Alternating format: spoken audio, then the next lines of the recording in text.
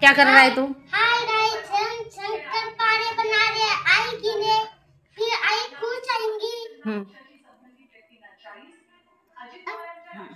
उरलेल्या करंजीचं पीठ त्याचं बनवलेलं आहे रुद्रांशने शंकरपाळे। मी तर पोळ्याच्या दिवशी बनवले होते, पण मग अजून उरलेला होता सारण, त्याचं पण बनवून घेतलेलं आहे। अजून काउंट केलं नाही किती आहेत काय आहेत। आणि उरलेला जी पारी होती त्याचे रुद्रांशने असं बनवलं। काय बनवतो, ये भी बड़े बड़े है, इसके भी थोड़े छोटे करना, इतने छोटे मत कर गिंदड़े, अभी निकालने के लिए जल्दी बना, मेरा तेल गरम हो गया है अभी। पोळ्यापासून शाळेला किती सुट्ट्या होत्या, शुक्रवारची होती, शनिवारची आणि मधात आला रविवार। मग फक्त सोमवारी शाळा होती आणि मंगळवार आणि बुधवार परत सुट्टी होती, हरितालिका आणि अनंत चतुर्दशीची। पोळ्याच्या वेळेसच आम्ही गावी गेलो असतो, पण गेलो नाही आम्ही गावाला। मग अनंत चतुर्दशी आणि हरितालिकेची सुट्टी होती मंगळवार आणि बुधवार। मग मी आईकडे गेली रात्रभरासाठी, गेलो पण नसतो, पण आमच्या लवबर्डचे दाणे सुद्धा संपले होते आणि ते इथं मिळत नाही, किंवा इथे जवळ साकोली आहे तिथे सुद्धा मिळत नाही, गोंदियाला मिळतात। मग माझ्या भावाला दाणे आणून ठेवायला सांगितलं होतं आणि मी म्हटलं रात्रभरासाठी गावाला येते। रक्षाबंधनला गेलो त्यावेळेस सुद्धा रात्रभरच राहिलो होतो। मग आता म्हटलं जाऊया, दाणे सुद्धा आणून होतील आणि आपण आपल्या आईसाठी वगैरे करंजी वगैरे घेऊन जाऊया। तर मग करंजीचं सारण होतं, ते पटकन करंज्या बनवले। संध्याकाळी मेसेज आला आणि संध्याकाळीच मग मी पटकन बनवायला घेतलं करंज्या बनवले, त्याच्यानंतरच स्वयंपाक केलं। आणि करंज्या बनवायचं म्हटलं तर एकट्याचं काम नाही आहे, ते जरा लांबलचक किचकट काम आहे। एक जण पारी बनवून देणारा असेल आणि एक जण सारण भरणारा असेल तर मग पटकन करंज्या होतात आपल्या करून। पण मी लागली कामाला आणि माझा रुद्रांश बघा मधामध्ये त्यालाच करायचं असतं काहीतरी काम। जसं काही नवीन बघते ना तर मग तो ट्राय करतो, मला बनवायचे आहे, तू नको करू, थांब थोडा वेळ, त्याच्याने तर मग जास्तच काम वाढते। पण असो थोडासा जसं आपण करतो तसं तर मुलं करणारच, आपल्या आईचं अनुकरण तर मुलं करतातच, त्याच्यात काही गैर नाही। करंजी बनवणे किचकट काम आहे, त्याच्यामुळे मी काही करंज्या बनवत नाही। आणि आमच्याकडे खास करून पोळ्याला कंपल्सरी करंज्या असतात म्हटलं तरी चालते, कारण पोळ्याचा सण, बैलांचं सण जेवण करंज्यांनीच सुरू होते आणि करंज्यावर समाप्त होते। तर मी वर्षातून एकदा म्हणजे पोळ्याला बनवते, दिवाळीला बनवतात लोक, पण मी दिवाळीला अजिबात करंजी बनवत नाही, फक्त आम्ही पोळ्याला करतो। म्हणजे आमच्याकडे सगळेच करतात, शेतकरी लोक तर आपल्या खास करून बैलांसाठी करंजीचं जेवण ठेवतातच। जवळपास 1-1.5 तास गेला एवढ्याशा करंज्या बनवायला, त्याच्यामध्ये तर अर्धा तास तर रुद्रांशनीच टाईमपास केलं आणि नंतर मला स्वयंपाकसुद्धा करायचं होतं। आणि रुद्रांशच्या पप्पांनी आणलं होतं चिकन, कारण आम्ही रविवार पडला, शनिवारी पण खात नव्हतो आम्ही, रविवारी पण खात नव्हतो, त्याच्यामुळे मारबतला आम्ही चिकन आणलंच नव्हतं।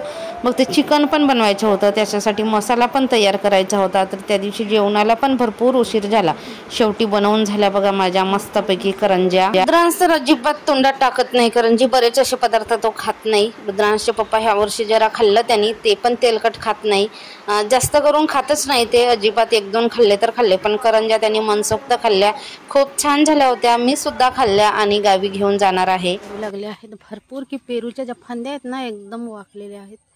समोरचं पण पेरूचं झाड आहे, त्याला पण भरपूर पेरू लागलेले आहेत। आणि संध्याकाळची वेळ आहे बघा, मस्त हिरवगार शेत, इथेच आमचं घर आहे बघा। ही आहे आमची पडवी, इथे लाकूड वगैरे म्हणजे जडण वगैरे ठेवला जातो, भांडे वगैरे, चूल वगैरे आहे इकडची एरिया आहे। आतमध्ये छान घर आहे आणि इथून आहे आमचा शेत, हिरवगार असं धानाचं शेत। हे आहे शेवग्याचं झाड, बरंच काही आहे इथे, सुरणाची झाडं, बरेच काही। हा एक पेरूचं झाड आहे, याच्या पेरू छान गोड असतात, पण इथल्या पेरू ना आपल्याला म्हणजे माणसांना कमी खायला मिळते, फक्त पक्ष्यांना जास्त खायला मिळतात इथच्या पेरू। आणि इथच्या पेरू हे पांढऱ्या गाव्याची आहे, पण मला तर अजिबात नाही आवडत। पलीकडची आहे लाल गाव्याची आहे, ती माझी फेवरेट आहे पेरू। आणि आता बघा संध्याकाळची वेळ आहे, हे सगळं हिरवगार शेत आहे, हे इथून तिकडे हे माझ्या वडिलाचं आहे आणि इकडे घर आहे ते माझ्या मंजल्या वडिलाचं आहे, म्हणजे माझ्या वडिलांपेक्षा मोठे भाऊ आहेत त्यांचं आहे। तर त्यांच्या घराच्या पाठीमागे त्यांच्या बांध्या आहेत, आमच्या घराच्या पाठीमागे आमच्या बांध्या आहेत। माकडं पण आली बघा, 2 दिवस सुट्टी होती म्हणून म्हटलं चला बा गावी जाऊन येऊया, एक दिवस जरा काम पण होतं मला म्हणून आलो होतो। तर मी आली आहे गावाला, हाय हॅलो नमस्कार मंडळी, मी आली आहे गावाला, 2 दिवस सुट्टी होती तर थोडंसं गावी आलो आणि काम पण होतं माझं, तर थोडंसं गावी आलो आहे। आणि ही आहे धानाची शेती, आमचं घर आणि शेती जवळच आहे, घर अंगण एकच आहे, त्याच्यामुळे असं काही वाटत नाही की आपण शेतामध्ये आहे की घरी आहे, सेमच आहे। दोन्ही ठिकाणी असलं तरी घर आणि शेत एकच आहे, जवळच आहे. आणि आज पाऊस आला, बऱ्याच दिवसानंतर इकडे पाऊस आला म्हणतात. आणि आज पाऊस येऊन गेला, त्याच्यामुळे जरा वेगळं चिखल चिखल दिसतो. पण शेती बघा, धानाची शेती मस्त अशी हिरवीगार आहे, तुम्ही बघू शकता. घरातले सगळे घरात आहेत, इकडे तिकडे आपल्या कामात आहेत. मी इकडे मोबाईल घेऊन आली, रुद्रांश बघतो आहे TV.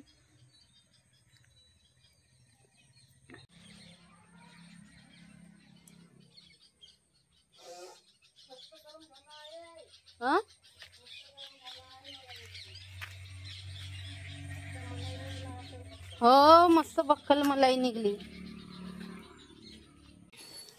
शेव बनवते आहे मी, रुद्रांशचा ऑल टाइम फेवरेट. आणि थोड्याशा कुरड्या पापड तळल्या. तर ही बघा, कुरड्या पापड चिप्स तळून घेतल्या. थोडंसं शेव बनवते, भाजी बनवायची आहे. माझ्या आईच्या घर कधी चालू तर आम्हाला कॉमन वस्तू बघायला तुम्हाला मिळेल, तर शेव. कारण रुद्रांश खातो म्हणून मग रुद्रांशच्या आवडीचे पदार्थ केले जातात. कडे कधीच असं गोणीच घेतली जाते मिठाची. तेव्हा तर बैल होते, बैल पाणी पित होते मिठाचं. आता पित नाही, गाय आहे पण ते गाय स्वच्छ पाणी पिते, असं पाणी पित नाही मीठ टाकून किंवा काही टाकून दिलेलं. तर मी इथून घेऊन जाणार आहे 2-3 पॅकेट. तर मला भरपूर दिवस पुरतील, किलो भरायचे आहेत बघा मिठाचे पॅकेट. दुसऱ्या दिवशीची सकाळ, दुसऱ्या दिवशी होती अनंत चतुर्दशी. मग काय, गणपती स्थापनेच्या दिवशी घरदार फरशी घासून फुसून काढावं लागतो, सारवावं लागतो. तर मी ते चूल सारवायचीच होती. तर चूल सारवायच्या वेळेसच मग ही छप्पर पूर्ण सारवून घेतली. आणि बऱ्याच दिवसानंतर मी सारवते. सासरी तर मी अजून पण सारवलेलं नाही, कारण मी कामं करत असली ना तर मग माझ्या सासूबाई घर वगैरे सारवून घेतात, तर मी कधीच नाही सारवली. पण आईकडे फक्त ही एकच सपरी आहे, चूल ज्या भागामध्ये असते त्या भागामध्ये सारवायची. तर चूल सारवतानाच मग आम्ही एवढंसं छपरी सारवून टाकतो. नंतर फरशी पुसतो आरामात म्हणजे चहा वगैरे पिऊन मग फरशी पुसतो. पण पहिल्यांदा चूल सारवता बरोबरच छप्पर सारवून काढतो. आणि एवढीशी छप्पर सारवायला काही जास्त वेळ लागत नाही. चूल वगैरे सारवलं त्याच्यानंतरच मग चुलीमध्ये विस्तो लावायचा. ही आहे पाणी गरम करायची. पाणी गरम करायचा हंडा ॲल्युमिनियमचा आहे, जर्मनचा आहे, तिथेच गरम केला जातो आईकडे. आणि ती आहे चूल, तिथे भात भाजी स्वयंपाक वगैरे केला जातो. पण आजकाल माझी आई सगळं स्वयंपाक गॅसवरच करते, फक्त आंबील तेवढी किंवा कधी पोळ्या वगैरे इकडे चुलीवर बनवते. नाहीतर जास्तीत जास्त गॅसचाच वापर केला जातो आता आईकडे. आईला शिंका येतात म्हणून गुडवेल, तुळशीची पानं, तेजपान, गवती चहापत्ती, अद्रक, याचा लिंबाची पानं, याचा काढा शिजवायला ठेवलेला आहे.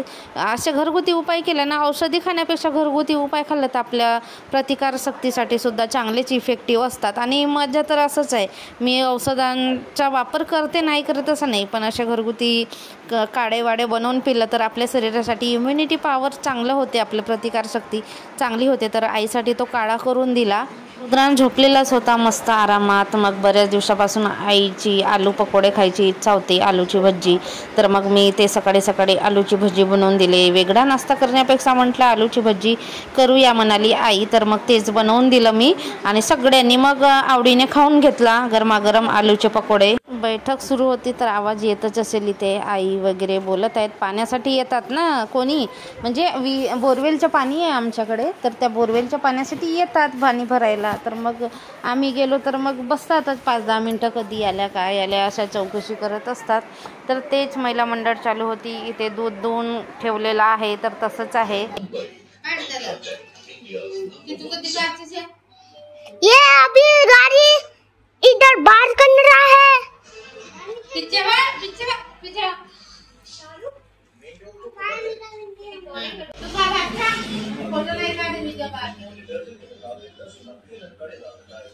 फिर फोटो का चला, मी जाते आहे आता शेतामध्ये. तर तिकडे बोरवेल आहे, बोरवेलकडे अडूचे पानं लावलेले आहेत, तर पानं तोडायला जाते. इकडे पण आहेत भरपूर, पण बरेच दिवस झाले म्हणते आई तिकडचे तोडले नाही, तर जा म्हणते तर जाते. हा आहे माझ्या मंजल्या वडिलांचं शेत. त्यांच्या घराच्या मागच्या बांध्या त्यांच्या, आमच्या घराच्या मागच्या बांध्या आमच्या, म्हणजे माझ्या वडिलांच्या. आणि माकडं पण आलेली आहेत. गाडी पकड रही हूँ. काळी पकड के. हे बघा असे बंदर येतात ना. आंब्याची वगैरे झाडं आहेत, फांद्या तोडतात. चलो चलो.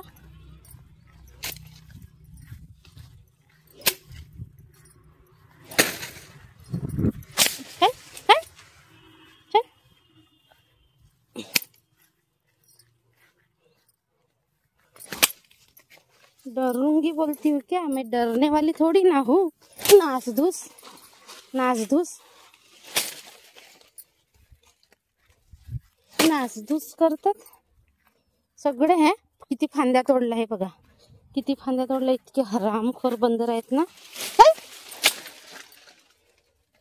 मग हे तर सगळे वायर तोडताड केला ना.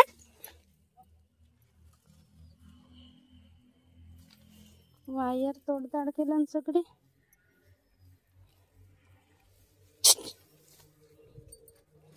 थांब रे, तुझ्या जाऊन पानं तोडून घेतली आणि जायची तयारी करायची होती. तर जायची तयारी केलो आणि आम्ही आलो आपल्या रूमवर. तर हे आहेत घरगुती आपली अळूची पाने. असा होता